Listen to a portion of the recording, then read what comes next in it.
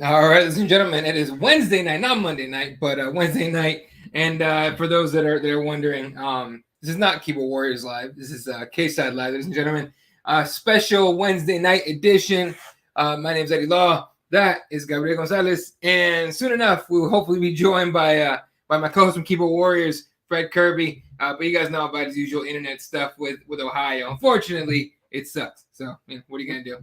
But Gabriel, you're in Vegas right now for 276. What's the vibe like out there right now? Hot. I mean, I can't even. I'm sorry, bro. Like California is only like 100. I get here, it's like 114. No, you know what? Honestly, man, like I roll up and like the Mandalay, like MGM, the fight poster, the UFC poster pops up in the LED screen, and it's like, bro, it's on. You feel the traffic. Obviously, 4th of July weekend coming up, but it's just like, I know it's about to get popping tomorrow. Like, tomorrow's our first, for the public event that we're at. So it's like, I know everybody's here. Everyone's going to pack the house. It's at T-Mobile. It's not MGM. So I know they wouldn't bring it to the big arena unless it was full. So, yeah, you kind of just wait for the shoe to drop. Like, it's quiet, but then the second you walk out to the line with everybody, you know it's on. So that's what it is. It's just you're waiting for the shoe to drop, because after that it's just on. Yeah, it gets crazy. Once the presser hits, it's just high speed from then on. Yep. Yeah. Making his Cageside Live debut, he's my co-host from Keyboard Warriors, Mr. Fred Kirby out of Ohio. What's up, boy? What's happening, brother? Chilling. So we were just talking about. Fred? There you go. Gabriel's actually in Vegas covering 276. Oh, nice. And we were talking about how what the vibe is right now. He immediately just goes hot. I'm like, yeah, it's in Vegas, bro. And the thing is too, like, because I got one teammate competing at a jiu-jitsu tournament in Vegas this weekend, and I was telling him, like, hey man, you get there early, and hopefully you got lodging already figured out. He's like, why? And I'm like, International Fight Week. That place is gonna be crammed with people. Yeah.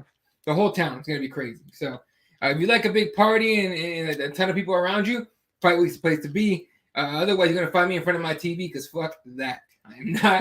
I am not. Like, you'll never. I mean, look, people always tell me, like, you gonna go to a McGregor fight, and I'm like, no. You want to go see McGregor? And I'm like, once he's like kind of like over the hill and he's like back on like the first fight on the main card, maybe I'll think about it. But Ireland floods in for that dude, and I'm not about to go and watch a bunch of Russians and Irish like kick each other's asses. It's a fine line between enough people to have a really good time. Mm-hmm. And too many goddamn people to breathe, and just it ruining the whole experience. Like, you want there to be enough people to enjoy it. You don't want to be 6 people, but it does suck when it takes 2 hours to get a fucking hot dog, or anything you do takes an hour to take a piss. It's like, fuck, I don't even want to be here at this point, man. No, that's what you ain't wrong about that. Like, yeah. That's why when they trash on the stadiums, it's like, no, you know why they got twice the stands, twice the bathrooms. That's why people like stadiums. It ain't because people like being that high up. Exactly. All right. Otis came over and come hang out. Otis says, let's go Mooney's armbar. He's got a good fight. I'll tell you that much. That's good. Yeah. All right. So I got UFC 276. We'll crack on that. Your internet said, "What's up, Fred?" I'm just gonna fucking try to work through it and not break this computer. It's all good. All right. So again, UFC 276 this weekend, International Fight Week. Not a whole lot to hit on outside of the card itself. Outside of the card itself, and actually with Gabriel on the ground there, you got a lot of media day stuff going on today. From the stuff that I've seen so far, and obviously we do the write-ups and all that, so I watched part of it. Who stuck out to you the most as far as this media day today? Yeah, okay, so I gotta say, when Sean Strickland comes out, you know what you're getting. Even on Strickland standards, he had quite the media day scrum. Let me tell you, no one was safe, no reporter was safe, no all of it. He just essentially says straight up, I don't make money doing this. I talk too much, I say too many bad things on the mic. No sponsors even touch me. And he said, like, I've already accepted I'm never gonna make money, sponsor wise doing it. But nah, he took aim at everybody, Adesanya, Pereira. It was quite something. Sean O'Malley looked in the zone. I was actually really impressed because sometimes I think you see him come out with, he's got more hair color than the Joker. Nah, he looks really dialed in. Volk looked good. Israel Adesanya, you see it, the drip. He looks also like he's ready to just own the whole week. So, yeah, the usual suspects. But Sean Strickland outdoing himself, even when you know what's coming, that really was something. Yeah, with Strickland too. He said something, and Fred, you tell the truth on this shit for sure. Strickland said that he's pretty sure something to the effect of the UFC basically put this fight together to give Pereira a title shot sooner than later.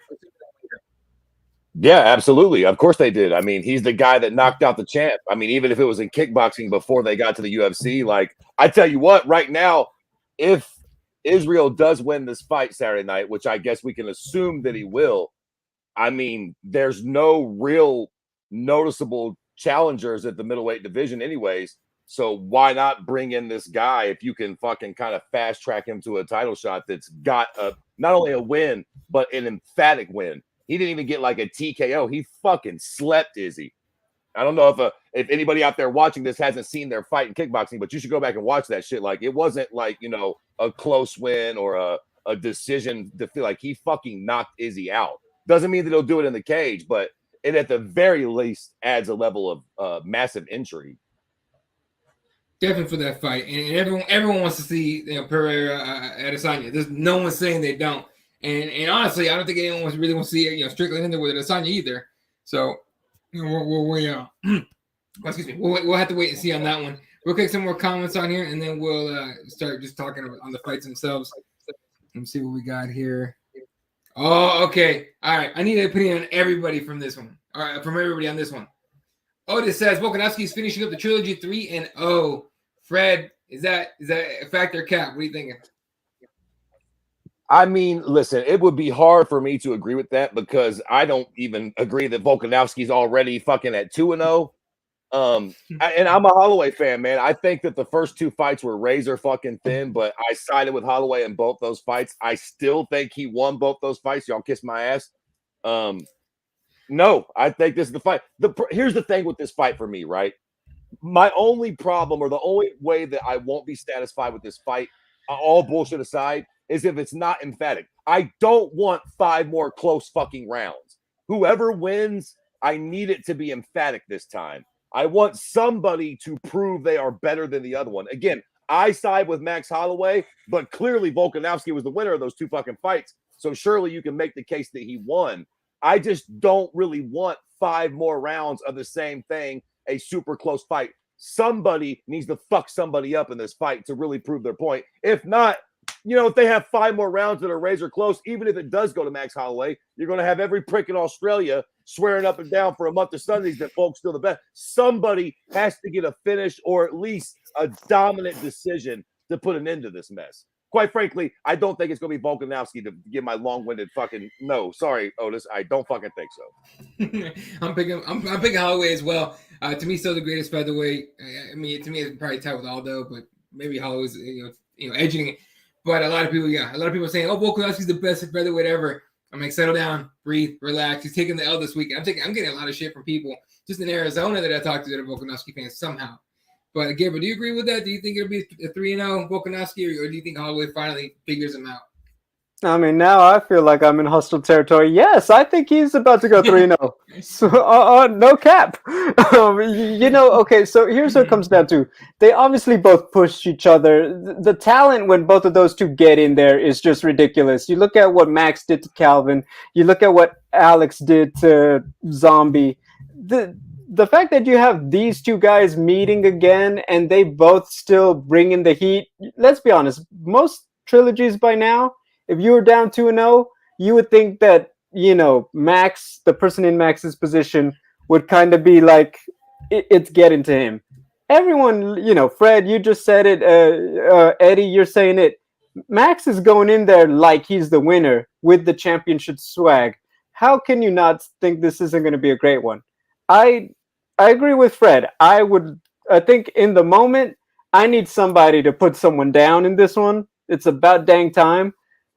I can't tell you that I don't like the idea of both of them pushing each other to the limit because really, and I know this is, I'm not going to lie, it isn't the most dramatic selling point when you talk about pay-per-view buys, but they're not wrong.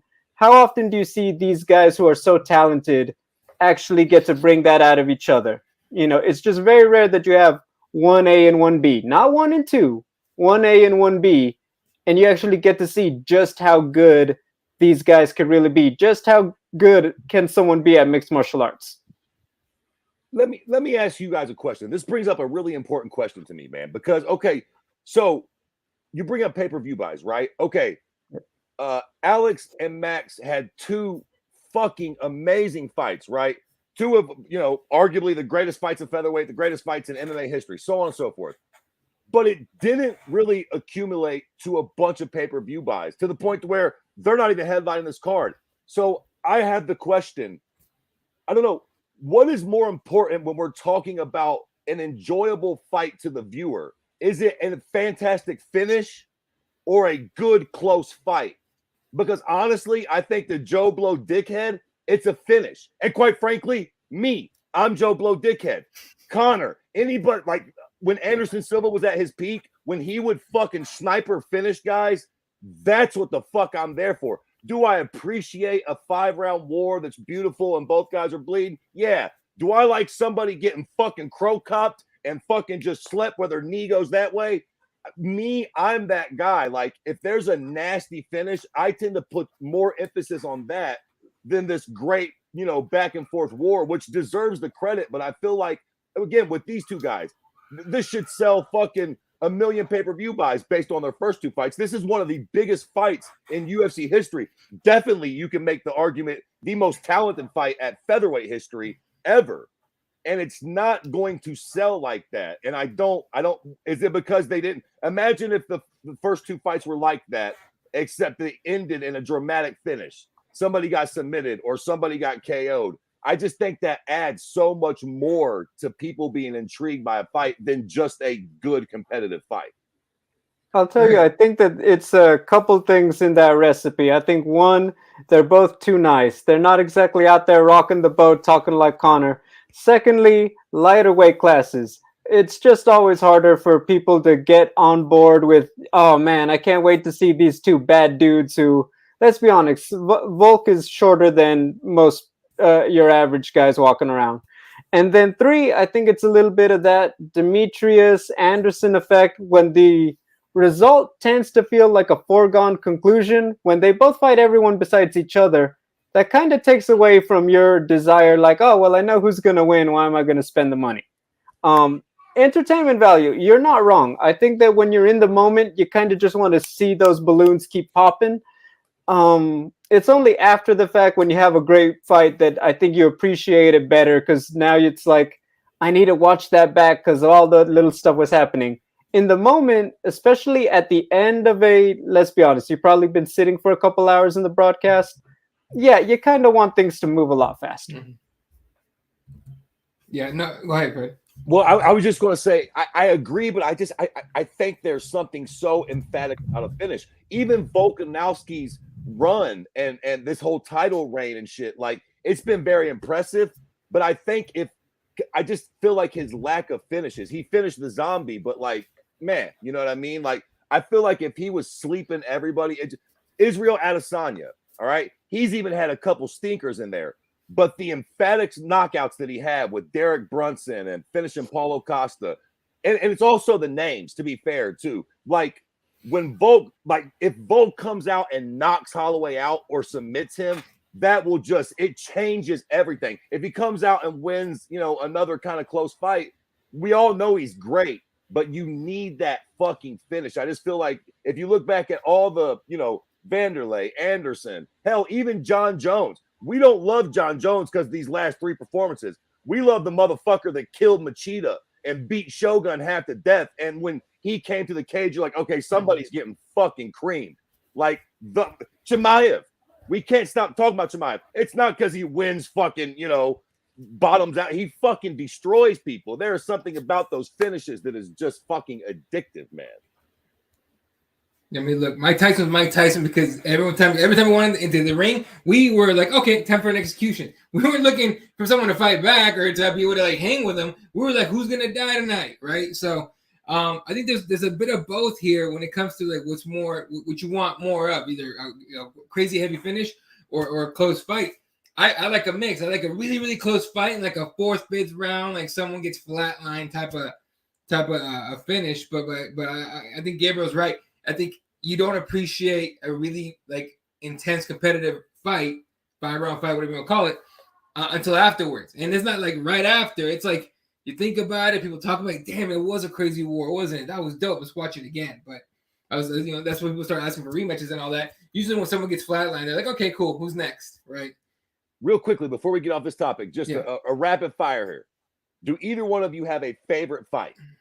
Like, just quickly, like, do you have what's your favorite fight? Silva and Forrest Griffin. Finish.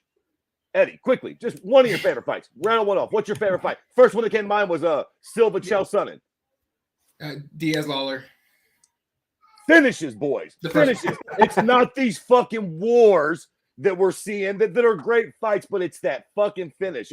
That's what lives on forever. Quite frankly, the Anderson and Chael fight wasn't that great, but boy, that finish. I will never fucking forget where I was when he submitted him in that 5th round. I mean, that's the shit, man. Dude, I was losing my shit because I thought Chael Sonnen had that one, man. And and I was yelling out, watch out for the triangle. Of course, I can't hear me through the TV, but, being a jiu-jitsu guy, I'm screaming, watch out for the fuck. I couldn't believe it. And then he did it again with Jones. Jones broken ass toe, and he can't hang on. Like, come on, dog. Like, he was right there. Shit. All right, real quick, get through some comments here. We'll move on to the main event, I guess. Frederick, what's up? Frederick says why? Well, Volk says he wants to KO Max this time. Good luck. It's hard to do. He said that the last 2 times, though. Come on. People in hell want ice water, my guy. I almost hope he does, just so that we get an end to this. Again, I just don't want to see a rematch of the first 2 times, Okay, look, if Volkanovski wins this fight, win or finish, right? Whether it's a decision or not. If Volkanovski wins this fight, he's going to be calling for a 155 title shot. Fred, are you ready to watch that? Do you want to see Volkanovski go for champ? It all, to me, in my humble opinion, it depends on how he wins. Motherfucker, if half the room still thinks Max won the fight, sorry, we can't gift you right. Now, if you fucking knock Max out, world's your oyster. Do whatever the fuck you want to do. But again, that might just be how much value I put on a finish. You fucking finish Max Holloway at 45, do whatever you want. You have another close fight, then we have to have a discussion. I mean, maybe still, but again, this is the fight, it's the entertainment business, man. You got to sell pay-per-views. If he finishes Max, that'll sell some pay-per-views. If they have another sort of close war, I don't know that he'll have enough steam for the UFC to want to like grant him that title shot at 55. But I'm not opposed to it. My thing about it, though, I need to see Charles and Makhachev just finally figure that out. Just I don't want one of them to wait. I want to get to the pie that we've had our eye on, and then Volk, you could come in and just screw up all of their legacy after all that work they just put in. That's fine with me. But I know with that though, Volk would no longer be on the schedule with them, so then he'd probably have to fight an Emmett or Yair if he beats Ortega. Right, that's a pretty good point. To be fair, if Anderson had to fight fucking Forrest Griffin, and to be completely fair, if he had to fight James the fucking Sandman Irvin before he got up, like, I don't know, maybe all due respect to Volkanovski, maybe he doesn't deserve an immediate title shot. And to be fair, there are guys at 55. I mean, there's him and Gaethje. I'll fucking headline, maybe not a pay-per-view, but like a fight night or a co-headliner on a pay-per-view. Like that's a big fight. Maybe we could put him in a number one contender spot at 55. I think that's still and maybe even a more fair place to put him in instead of letting him just jump. I mean, he makes a very good point with Makhachev. Like he needs that fucking fight. That's a great fight that needs to happen. Maybe Volk don't need to just jump the entire fucking line. Maybe at least one fight at 55 with a huge name or something. I tell you what, it's really difficult to fight Max Holloway and be okay right away. Okay, nobody gets out. No one gets in the cage with a Max Holloway, with a Nate Diaz, with fucking with a Bullet, with anybody. All right, there's a lot of names you can't just get in there and be okay right away. But there's a lot of fighters that win or lose, you're not fighting for a while. You might have to skip the gym for a couple weeks after your fight because you're gonna be all peppered up and beat up. Max Holloway was one of those guys, so.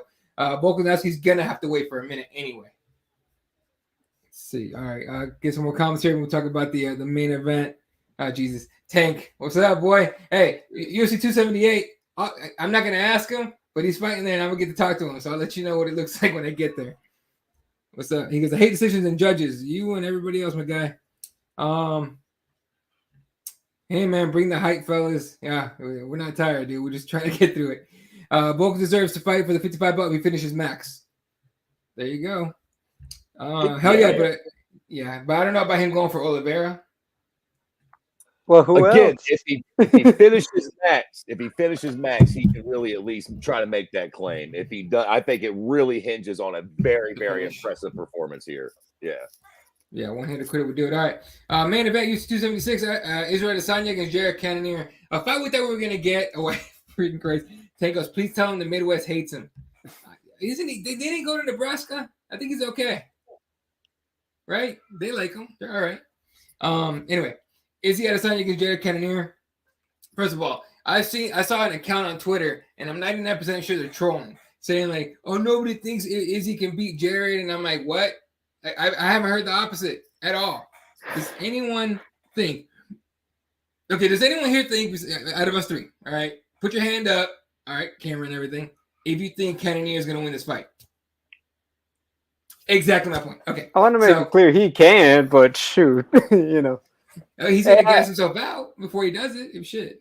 I say this, when you are one of those guys, and I'm talking like Demetrius, GSP, Anderson, Habib, I don't care how good the challenger underdog is, I never pick him. Because it's like, I'm sorry, at what point do you stop saying, you know what, you got to stop acting like this guy isn't going to figure it out? I mean, that's just plain and simple. Tank 28, just stop lying. You're just trying to be cool. Tank likes to be the don't lie to yourself. Yeah, there you go. But for real, talking about that, I mean, really, look, I mean, Jared, I feel like he's got all the information everyone else did, right? He's seen the fights with Whitaker. He's seen the fights with Vittori. He's seen the mistakes of Paolo. He's seen the mistakes of Whitaker. He is as prepared and as physically gifted as anybody. But once again, it comes down to the style, right? I think that if he was a guy, respectfully, more like Pereira, has those moves, has that slickness, has that ability to get in and out, maybe we're having a different conversation. But the way Jared likes to fight, the way a lot of his fights go, of course, we feel like it plays perfectly into what Israel likes to do. What do you think, Fred? Yeah, I mean, look, at the end of the day, you can't look at any one particular performance of Jared Cannonier's and be like, this is where I see. Again, could he beat Israel? Sure. Could he come out and take Jan Blachowicz' game plan and somehow enforce that? Sure. He used to be a heavyweight. It wouldn't be the craziest thing in the world. But on paper, judging from their fights, if you try to do the MMA math thing, it would seem that like how is he going to lose this fight? He's beaten better wrestlers who could not hold him down or take him down, at least at 85. I don't think anybody would argue that Izzy's a better striker. But here's the problem with that sort of thing. Again, on paper, yes, Izzy's clearly a better striker. Here's the fucking problem. On paper, Amanda Nunes is a way better striker than, and I can never even remember that bitch's fucking name. The loudmouth on the belt, for fuck's sake. Juliana Pena. Like, but sometimes when you get in that fucking cage, the other person just surprises you. One thing Jared Cannonier is powerful and tough. He's not a pushover. He doesn't fold easily. He hits hard. He's very powerful. He's got good endurance. I mean, he's definitely the type of guy that could upset Izzy. Now, again, if we're all sitting here, who wants to bet their left testicle that he's going to win the fucking fight? You understand what I'm saying? I mean, nobody. Why's it got to be the left one? Because nobody likes the left one. You know what I mean? Like, the left one's always the little one that hangs up there too high and shit. Like, we can get rid of that one. But nobody wants to take that bet going in. You know, again, if you wanted to be a real MMA hipster, could you make the argument that Jared Cannonier is going to come out and have Izzy, you know, on the back foot because of his wrestling and then pull a Habib and land a big overhand right? Fucking maybe. But like, yeah, all things considered, Izzy should fucking thunderstrike, dude. He should have a noted advantage in the striking department. And quite frankly, I, for one, hope that happens. We'll get to the Pereira Sean Strickland fight in just a minute, but I'm here for that train. I want to see that rematch. I want that build up. And, you know, again, God love Jared Cannonier. He seems like a really good dude, a super humble guy. He also just seems like another guy on Izzy's list. Like, when I see this, you know, I don't see Jared Cannonier being the guy that beats and finishes Izzy at 85. I've been wrong before, but, you know. Jesus. Frederick goes, my left is the good one. The right is like Derek Brunson, always posing awkwardly. That makes sense, I guess. That makes sense. No, I wonder what hand are you? Are you left-handed or right-handed? I wonder if there's something to that. I wonder if like if your power hand is the testicle that hangs lowest. For me, that's the fucking thing. Right hand, right testicle. Dude, I don't even want to Google this shit now. I don't even want to do that. All right, let's talk about Pereira Strickland real quick, because this seems to be like the number one contender fight, right? Winner of this. Okay, if Pereira wins, he'll get a title shot. If Strickland wins, I don't know what they're gonna do, but it's an interesting fight. Does anyone? We'll talk with Fred. Do you think Strickland can jab his way to a win in this one? Nope. I think he can win, but I don't think he's going to jab his way to a win. I think if he fucking tries to box with Pereira, he's going to get put to fucking sleep. Again, you never know, but Styles, man. Wisdom fucking, you know, would say that like Sean Strickland shouldn't win a boxing match with this guy. Again, this is a guy that fucking knocked out Izzy. And I'm assuming that if we thought that if Sean and Izzy fought, Izzy would have a noted advantage in the striking department. So again, not that fucking martial arts fucking math work every time, but one would assume that Pereira is going to have an advantage with them hands. I think that if Sean Strickland wins this fight, he has to turn it into a grappling match. He has to drain the tank, and he'll win late in the second or third round with ground and pound or a submission. I would have fucking assumed. Again, the reason I love MMA is because you think this sort of shit, and then you never know. Maybe Sean will outbox him and, you know, surprise us all. On paper, I don't fucking think so. I think if he tries to come out with that weak ass jab, he's going to get countered with a hook and put to fucking sleep. Again, I've been fucking wrong a lot before, but that's what I think will happen if he tries that bullshit. At least if he doesn't establish the threat of a takedown early. Now that changes things. If he comes out in those first couple minutes and he's fucking grabbing ankles and he's shooting and he's pushing him against the cage and he gets Pereira thinking and then he starts popping with a jab, maybe. But if he just tries to come out and start fucking acting like Ali, I think he's going to get slept. Damn, Gabriel. Yeah, I think one of Strickland's things, I get it. You kind of expect a guy who talks like him to fight a lot differently. Yeah. But the fact is, he's a little bit like the Diaz brothers in that he's really good at not really putting a lot behind a lot of punches. And that lends itself. One, he's also a very durable guy. He's tough to put away. And then two, that helps him with his gas tank a lot, especially for a middleweight to have the output he has across, couple 25-minute fights we've seen now. To that credit, though, I think that stylistically, he kind of had a good matchup with Jack Hermanson and, Uriah Hall. Uriah is one of those guys, inconsistent is a nice way to put it. But even then, you think about the skill set Uriah brought and what Sean was able to do, you should not be overly shocked if he replicates some success against Alex. But once again, when you're a guy at the level of Alex Pereira, I think what people forget is that when you are the champion of something like Glory, I think people forget just what it means to be that good of a promotion like that in kickboxing. And particularly if your opponent is not looking to take you down and clinch you and work to the fence and all that, you're talking about someone who's licking their chops to throw hands with you. Strickland knows this. Strickland should not try to do, be cute with the jab and try to work the middle and all that. I know he talks like someone who's that crazy. He's not. I do expect him to try to do some other stuff, but you also know Alex Pereira, this is all that guy does. Sprawl, brawl, get to the fence, get to your feet. That's exactly what that man drills all the time. He doesn't have to train striking. He knows what he could do. If anything, his training is helping other people get better. He's already that good.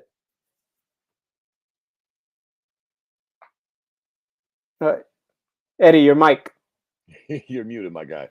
My bad, dude. I got kids out here and shit. Anyway, that's a good point. I didn't think about it. Tank says, let's talk inflation. Strictly on the mic is hilarious. Homie was there. I heard you, Double G. There you go.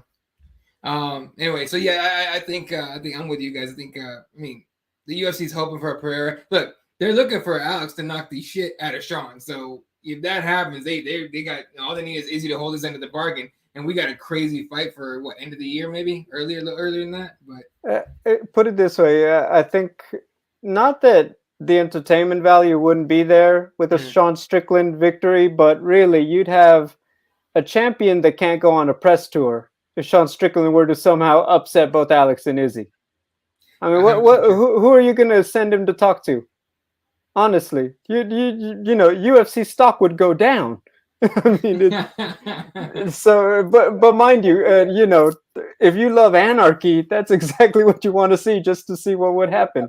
But no, I think it's safe to say, even just 3 fights into UFC, Izzy versus Alex, just for the entertainment value, to Fred's point, it would be great television. Yeah, you're 100% true on right on that. All right, real quick, let's get through the rest of we don't have to talk about every single card, but just or fight, just to put them out there. Jessica Rose Clark against Julia's really it. What was up? I think she just always says it Julia for some reason. Right, that's not how it's spelled, but I feel like that's how people say it. Gotcha. That makes complete sense. I'm terrible with pronouncing anything, and I'm literally jet lagged like a motherfucker right now. So I'm kind of like scrambled. Then Jessica taking a Macy Barber. This is be an interesting fight because this Macy Barber's in there, and we've seen Jessica take so many L's. We'll see what happens. I'm surprised she's still in the promotion. To be honest with you. There it is. Uriah Hall against Andre Muniz. Andre is the guy who snapped the shit out of Jacare's arm. Okay, so they know what to expect. If Uriah Hall can't keep his ass off the mat, he's in trouble. On the prelims, of course, we have Brad Tavares against Dricus Du Plessis, Ian Gary against Gabe Green. Actually, if you guys go to our Instagram, there's a really dope video of Dricus talking about his fight this weekend. That actually Gabriel you got on there. Then Ian Gary against Gabe Green. I actually like how Gabe recognized you right away. That was pretty cool. I've known him since the regional scene. He's a good dude. I think it's fun. I don't think Ian walks through him. I think even, look, I know why people are hyped for Ian Gary. It's going to be a fun match as long as it lasts, and you got to give Green credit. He's coming to really put on a show. 100%. He's a fun guy to watch. On top of that, Strickland going to world tour. Other McGregor Mayweather. I don't know about that. And you couldn't find one broadcast partner to stream a Strickland world tour, man. No one. The point you got to make money off these things. They don't do them for free. Yeah, you can't sit there and be like, "Oh, you can't talk about that," and then keep blacking it out every 5 seconds. Because he was crazy. He's a crazy guy. Then Jim Miller, Gonzalez, Cerrone, and Jim Miller. Here's a fun fact. They are winner of this fight holds the all-time wins record in the UFC. They are tied at 23 right now. So Cowboy, this is a lot more than just a win on the line here. Not more. These are two legends fighting, and they're fighting for the lead all-time wins. That's, to me, it's pretty dope little side fact there. Also, I feel like people. Okay, Jim Miller has how many years on Cowboy in UFC, and somehow they're tied. Yeah, I remember Bisping held it for a long time, and Cowboy somehow passed him. It's like Bisping has like 6-7 more years in the UFC. How active do you got to be to pass someone like that up? So I think that's credit to Cowboy. He's that dude that he made up that much time, and he's still, he's still out there about to go for the last ride. We remember Cowboy used to take any fight anytime. They needed him the next week and be like, yeah, okay, I'll take that fight. Why not? Like, he did it forever. Now he's had to slow down. He's got a family. He's obviously older. So he was like Kevin Holland, 4 or 5 appearances a year. That was like the norm for Cowboy back when there were less cards, by the way. Yeah, and you notice when Cowboy didn't fight as often. Like, you knew, like, damn, what happened to Cowboy? Is he done? Like, you would think about that shit. As annoying as the 2 fights with fucking Lozon was, that they both fell out at the last moment, shit like this almost makes me believe in God. How fucking perfect that these 2 get matched up, and now the winner has the all-time. One of them has to take the all-time L, and one of them gets the all-time W, and they're both probably going to fuck off out the door one way or the other after this. I mean, they're both on fucking crutches at this point. I mean, maybe they can go do bare knuckle or whatever the fuck, but their days of competing in the UFC at the highest level are done. I feel like Dana said this has to be like he gave Cowboy this fight on the condition that you got to call it a day, at least in UFC. And then I think even what's weird, Jim Miller said that they didn't re-up his contract. They're kind of letting him fight it out before they go to the table, if I'm not mistaken. Ooh, I get it. Yeah. I get it, though. I mean, as much as I love both of these guys, I think we all can agree their prime, they're well past it. And nobody wants to watch old dudes hurt themselves for no reason. I mean, not to be a dick or nothing. They've put in, great wars over the years, but at this point, just sort of pointless. I would say that, but my quick thing is that Jim Miller's the one coming off like 2 finishes. Right. Yeah, so I think he's doing everything like to literally peak right there at UFC 300. Like, that's what he wants in like a year and a half. He just wants to go out to be the guy who's like, I made it to 100, 200, 300, and all of this Lyme disease and overcoming that and all that. Let's just get a finish over Day Drink and Dom before we start talking about fucking UFC 300 here. A year and a half, 2 years. If he's conservative with his schedule, how many fights is that? He's got to look okay for 4 fights. Yeah, 4. 4 fights a year and a half, 2 years. Yeah. That's all he's got to do. That's all he's got to do. He's coming off 2 wins. He's probably Eddie. Maybe you check these things. I don't. I'm 90% sure he's favored to beat Cowboy. I mean, I believe so. Come back next January. Come back next fall, 2023 fall. Yeah. I mean, there you go. There you go. Let's see what we got. Donald's an actor now. Don't do that. Don't do that. That was, first of all, that I didn't watch that movie, but people that said they saw it, where some people were saying there's, Are we talking about the one with the guy from Black Panther, or the one with Gina Carano? Oh, Gina Carano. I haven't seen it. I kind of don't want to hurt my own feelings watching it. I skipped the Halle Berry movie. Y'all really think I'm gonna watch this motherfucker? That ain't happening. Right. That was a good decision, Eddie. I didn't want. Everyone was telling me. Yeah, I know. People were like, "Oh, you need to support it because Halle Berry supporting MMA." I'm like, I can't do it.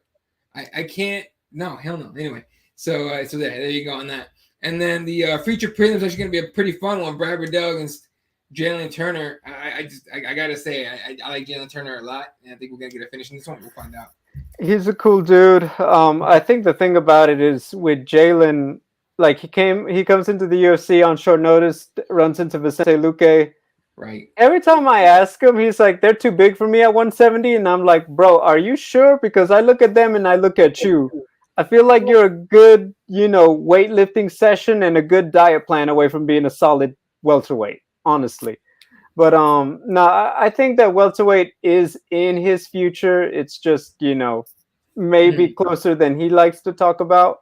And then Brad Riddell, he's such a tough dude, but you know, I don't know if he's got that home run power to deal with all those physical attributes of Jalen. Unless Jalen just has a super, just absolutely gonna die in 20 seconds kind of weight cut. Right. And he's compromised out in the fight in terms of durability. Right. Otis says Jalen Turner. Jalen is a wicked fighter, fun. I'm telling you, that dude's fun to watch. We'll see. We're going to get a really good fight of this prelim for sure. And Bruce goes, Volka's a paper champ. Oh, Damn. get out of here. I don't know about that. I mean, damn. Crazy.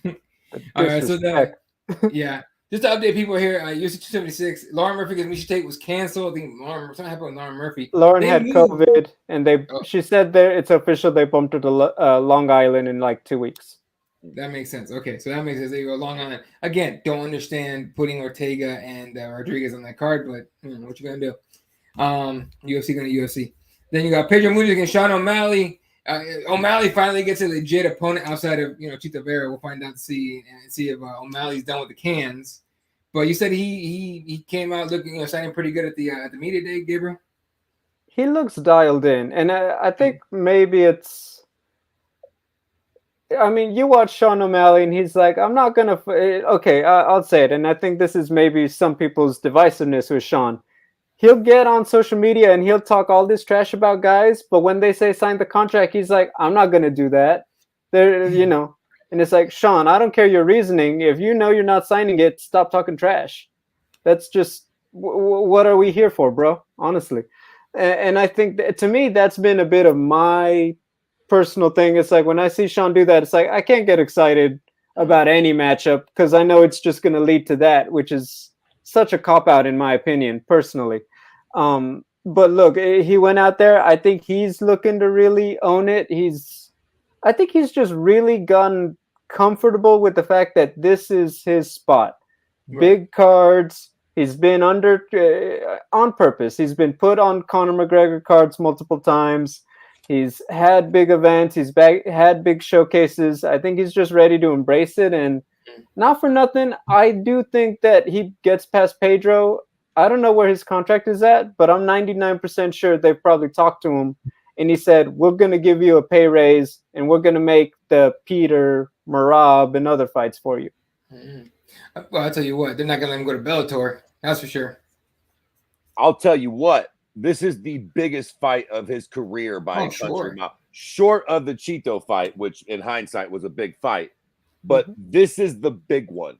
If he can come out and do to Pedro what he's been doing to all these other tomato cans, we'll be cooking with bacon grease. He's got the personality. He's got what, love him or hate him. He is not, you're not indifferent towards him, which is perfect. A lot of people hate him. A lot of people love him. That's great. He's got fancy finishes. I'm fucking here for that. But now we're going to find out if he can do that to somebody that actually fucking matters. Because that's another thing about the finishes. To be fair, I do love an impressive finish. But when you can get a finish against highly ranked guys, again, you start getting into that Anderson Silva, John Jones, George St. Pierre category where you can finish super tough guys. You become an elite fighter. Not that Pedro's quite one of those guys, but again, he's a noticeable step up from the other cats that Sean's been finishing. If he can come out and not only look good, but style and finish Pedro, that'll be really fucking impressive and a big, big statement. Yeah, and I think people stop doubting him a little bit more once he finishes a legit fighter. So we'll see what he's able to pull off here. But yeah, I got tired of him talking all that trash and then not taking fights. That shit got kind of old. Tank says 100% talking trash but taking cans. Patty O'Malley with a handshake emoji. Patty Pamela, ladies and gentlemen. Yeah, I'm kind of on the same on that. All right, then one fight we haven't talked about. Robbie Lawler against Brian Barberena. Brian getting his second straight legend, if you will, after beating Matt Brown by split decision, I want to say, at UFC Columbus. Now gets Robbie Lawler. And the story is actually kind of cool. Met him before his first amateur MMA bout. Said he was a super nice guy. And now he gets to fight him as a pro at the very end of Lawler's career. We all know he's got, single-digit fights left, if that many. But should be pretty solid fight there. It's going to be violent. Should be a good one. So, yeah, anything else you guys want to talk about 276 before we move on? I mean, I think we're good. All right, make sure you go to CageSidePress.com. All of the footage coming on that site, straight coming from Mr. Double G on TV. media day stuff, presser stuff, everything coming through is going to be from him, obviously. And we got a Hall of Fame tomorrow. We got the press conference tomorrow. We've got Radio Road. Like, honestly, if I tell you the names, like, they have coming through to talk to us on Friday and Saturday, you're not going to believe it. So, honestly, subscribe to the channel. We'll get clips out. Or you're going to see so many big names on there, honestly. Yeah. We have a lot of content coming to YouTube, Twitter, Instagram, all at Cageside Press, and Facebook at Cageside Press as well. So make sure you check that shit out because it's coming. I mean, we're flooding it. It's going to be dope. All right. Quickly, a few more things here. Was going to say some stuff that I saw that I was like, I get out of here. First of all, and Fred probably, I don't know if you got excited at all about this rumor. I'm not buying it whatsoever. You hear about these Mayweather and McGregor 2 rumors here? They're talking about making that. Oh no, I didn't know where you was going with that. I haven't even heard that rumor yet. No, no. Dana poo-pooed it already. Yeah, I don't know, but I would think that. Look, man, the only reason the first one really worked the way it did is because of right where they was at. At this point, Floyd Mayweather's beard's white. Conor's been finished a few. Fuck, he got knocked out by Dustin Poirier. At least up to that fight, you could say nobody ever knocked him out because Floyd flat said it. Like, he'd been submitted before, but ain't nobody ever knocked him out. Bro, all that's out the window. It would sell, but it's not. I don't know. No, I don't believe that at all either. I mean, I think that you've gotten a real clear sign of the times. Like Mayweather fighting on, what is it, that random Saturday, and it just kind of flies under the radar. And it's like, you know, before it's like, oh, I just want to watch Floyd and this and that. No, I think that the time for both of them to draw numbers like that have passed. Like at this point, no, you're not going to get what you really want. You're both better off just picking somebody else. Exactly. That's easier. Yeah, I mean, at this point, the money with Conor is in the UFC. Yes. At this point, like even if he did box Floyd, that wouldn't probably even do what you could. Fuck, if you just went ahead and said fuck it. If we wanted to get crazy and Dana wanted to say fuck it and give Conor fucking Usman, I mean, we would all the hardcores would be pulling our hair out and fucking getting our nooses ready. But Joe Blow dickhead and be at B-Dub, son, with their Irish flags on, happy as a motherfucker, just praying Conor lands that bomb. What the fuck? That'd be just, honestly, in that first, the only fight hopefully ends up being, because I don't really care to see a rematch. In that fight they had, I watched it going like, look, man, we got to support our guy. I mean, he's our MMA guy. We got to support him. I kind of went with that. So I always remember like they had like the Joe Rogan narrated how can, like they did like a 1 hour special on TV. How can Conor upset Floyd? And it was just like, you know, nothing but repeating the highlight reel and just like, bro, you are just trying to take like that giant liter of Kool-Aid, like the milk or the gallon, and just like, you know, chug to try to get people to buy it. I was so like, you really like, you guys really put together 1 hour programming of this? Yep. Worked on me. I didn't think Conor was going to win, but I was definitely that guy going, well. I learned how the media. Hey, I'm not gonna lie. I started and I was like, "What if he does though?" And I'm like, "Gabriel, what? You've been watching those promos too much." They're good at convincing you for real. Like, yes, they're so good. And you just hear it all the time. It really does get to you. Yeah. No. You're right. It's like it's just work on you for a little while. Just pop. At some point, it gets through. To be fair, he did punch Floyd clean one time. And that might sound like a fucking joke, but if you look back at Floyd's career, you can name on one hand the cocksuckers who actually punched him cleanly. It was one uppercut, but goddamn it surprised Floyd and it woke him the fuck up. Every other punch that Conor landed in that fight, I think Floyd let him land it. He's like, come on, motherfucker, let's just wear you down. That uppercut he didn't see coming. He was like, hey, whoa. That's the one thing we don't want to fucking happen is you catch me with them little quick ones that I didn't see coming. But yeah, other than that, you know, it was exactly what we thought it was going to be. Ruined their little undefeated record, man. Shit. What was the other thing? Okay. I don't buy it. And everyone was like, oh, moves. They're both open to it. Maybe it'll happen. It's not going to happen. You will not get Gina Carano against Ronda Rousey. It's not going to happen. Let it go. What do you think? Do you think if there's anything behind that? Oh my gosh, no. I mean, really? Okay, do you know what they pay you when you're a part of Star Wars? I know she doesn't have the job anymore, but Right. like, do you know what they pay you to be the bad guy in Fast and Furious? Do you know what they pay you when you are fighting Deadpool? There is no reason you would leave that to go through the grind of fighting MMA. Like, I've asked Gina this, and I was like, "Do you ever?" Then she's like, "No." When I'm hitting a bag, do I ever think about, oh man, like being in shape and what it was like? Yes, of course, but that's not me anymore, and very fair. And for Ronda could her divorce, not a breakup, it's a full-on divorce from MMA. Like she doesn't even like talking about it anymore. Like, fine, honestly, there's maybe since she retired like 10 minutes ish of footage of her actually talking about MMA since the Nunes fight. It's just that's not what she wants to be a part of anymore, and that's fine. But I think they just kind of pie in the sky it just to make headlines.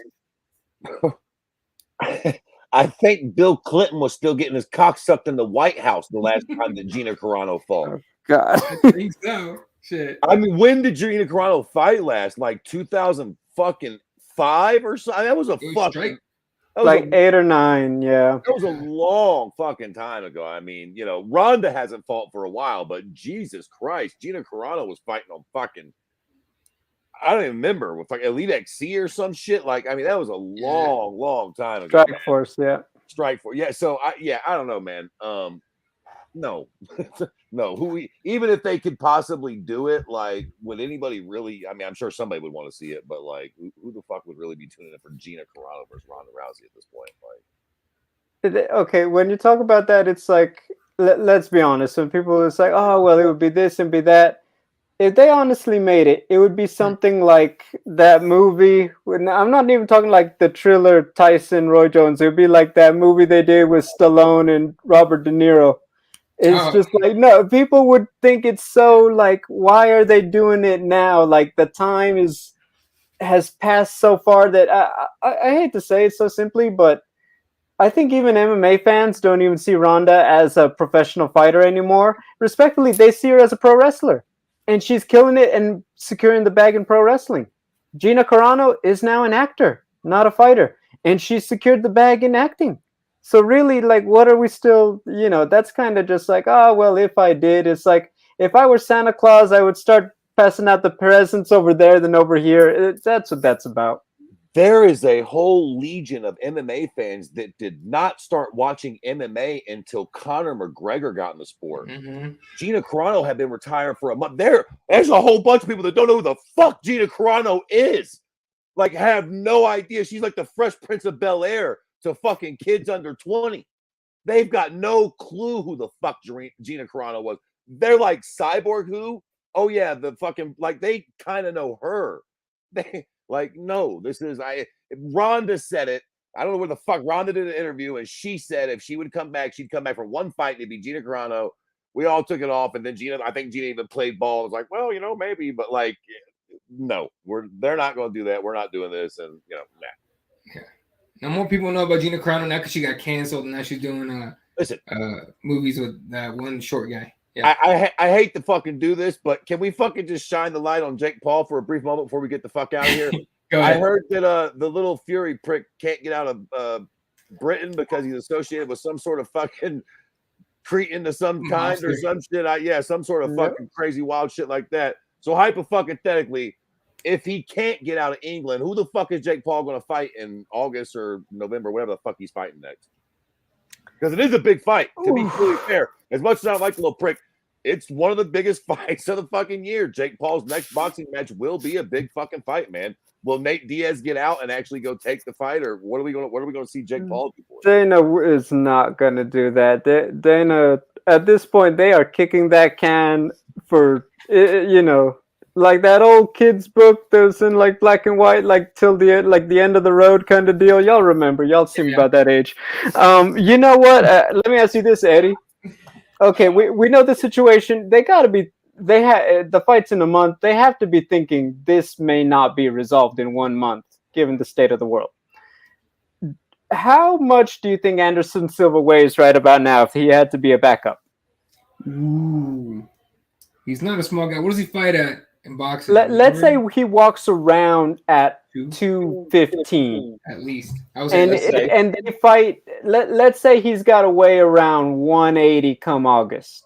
Do you think he could do it? Like how much do you think? I'm saying this is donuts, not planning to fight for a long time. Anderson, he may be in a lower weight, but do you think that he is within that striking distance if they give him the call? Let's say by Monday. I think he can make it. I honestly think he can make it. I think so too. I think that he's a guy who doesn't let himself actually blow up very rarely.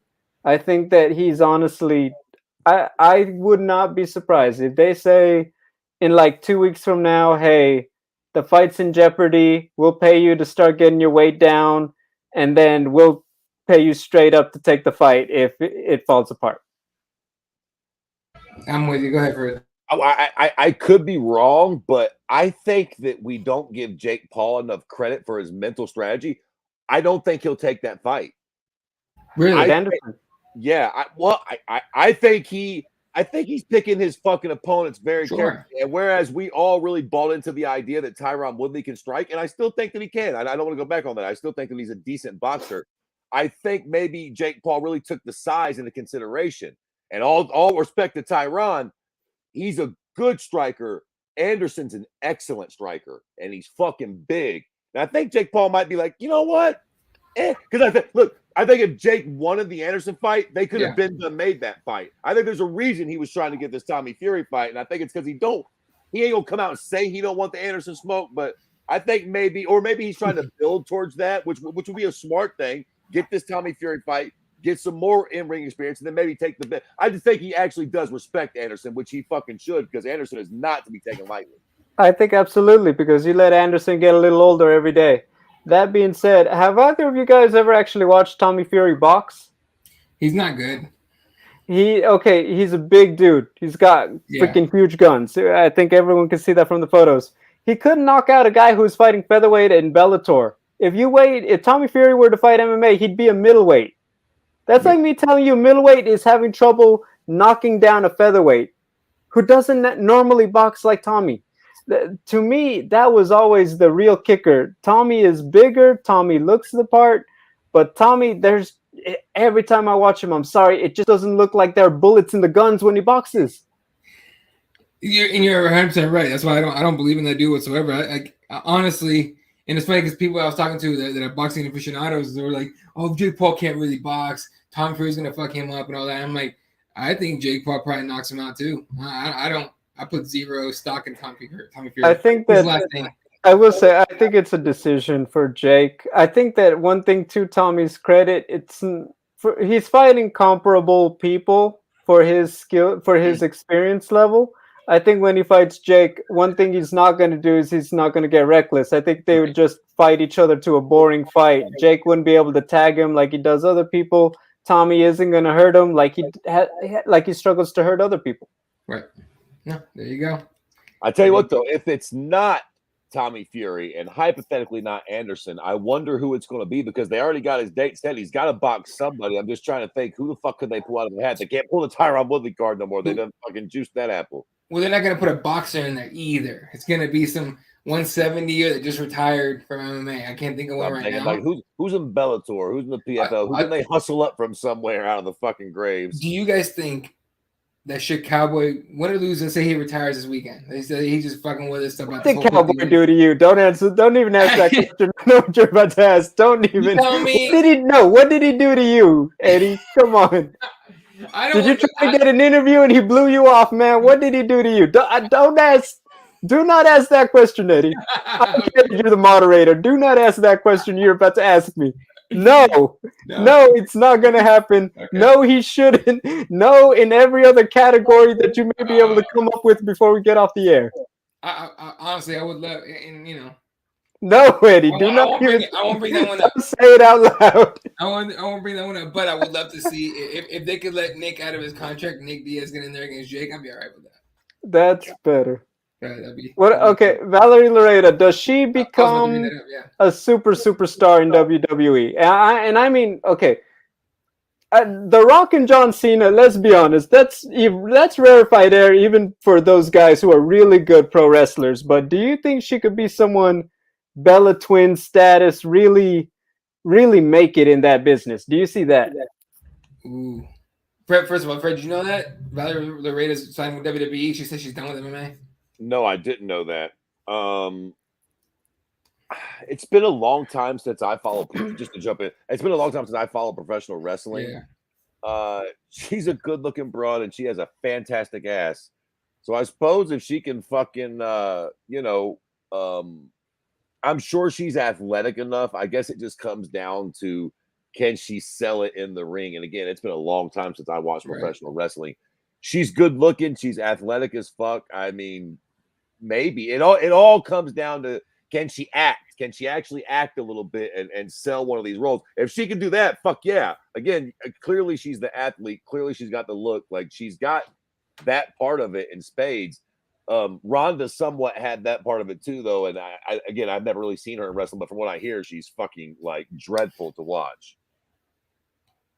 You know, so one thing I gotta say, I want to give Valerie full credit, because I think more than winning the fights, the most important thing to any of them should always be securing the bag.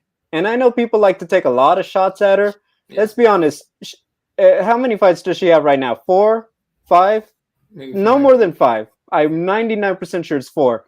Okay. 4 fights into her pro career. She is getting paid way more than Ilima probably was at 4 fights. For sure more than Juliana Velasquez was at 4 fights.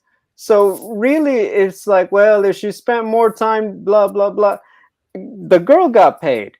And you know what? She did exactly. Look, she found a career. Not only can she brand herself the way she likes to on social media, that's been successful, she still gets to, all of her athletic background.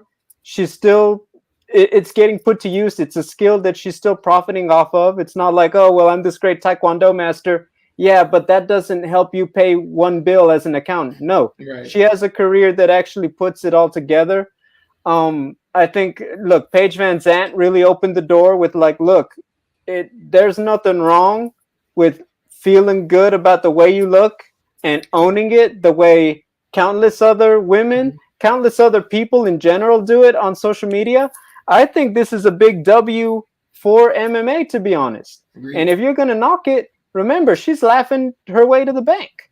Now, back to her actual stuff. One thing Valerie Loureda doesn't do really is talk much. Yeah. We know she likes to dance after a win, but she's never exactly been, give me the microphone, I know what I'm about to do right now. I know who I want, I know how I'm going to say it. That's to be determined. But I will say, she goes in with a bigger fan base already built in than a lot of those new girls and guys who come through the WWE program, and the first time you hear about them is when they're part of the roster. Valerie already has her whole fan base built in, and it's only going to grow because now she's going to enter another universe for them to get to know her. Yeah, and like she's a great marketer. I mean, she's an amazing marketer. She knows what to do and how to do it. So that's going to work out. And thanks for hanging out, Frederick. Appreciate you, dude. She's going to be successful, just no matter what. And I got to say, if you can get paid and not have to get knocked out, not have to get, your arm ripped out and everything, sure, wrestling bumps and bruises and injuries happen all the time and everything, but she's going to get paid a lot of money to, pretend fight, even though it's very physical. Everyone looks like a great fighter when you know when the punches are going to happen. Absolutely. Absolutely. There you go. And at some point they'll do, they might even try the whole a Rousey-Loureda feud, which is, I think, the only thing I would actually tune in for, just to see what happened. That girl's who Sonya Deville used to fight MMA too. She's a big deal right now. There's people for Valerie already built in. Absolutely. Valerie 4-1 her MMA career. Wins over Kobe Fletcher, Larkin Dosh, Tara Graff, and Taylor Turner. Lost by decision to Hannah Guy after I want to say she injured her arm in that fight. She fought out of an armbar, if I remember correctly. So there you go. All right, boys. Anything else you want to talk about before we get out of here? Nope. I think that's pretty much the headlines. Cageside Press at Double G on TV. Clips, links, videos, more clips, more videos, more links, more videos. Everything UFC 276. Everywhere the big dogs are at, we're at. Interviews, all that. You can find it one-stop shop right here. Check it out. 100%. Hit subscribe. Follow us on all the social medias, Instagram, Twitter, Facebook, everything. It's at Cageside Press, Twitch. In fact, we're on there too. So make sure you hit that up. I'm not even kidding. There's going to be a ridiculous amount of content coming your way. So just keep it locked on there. You can see it all with us. All right. At Jeff to Jesus for Fred. At Eli32 for myself. At Double G on TV for Gabriel. Appreciate you guys. Catch you guys next week. Y'all enjoy your International Fight Week. And we'll see you guys next time.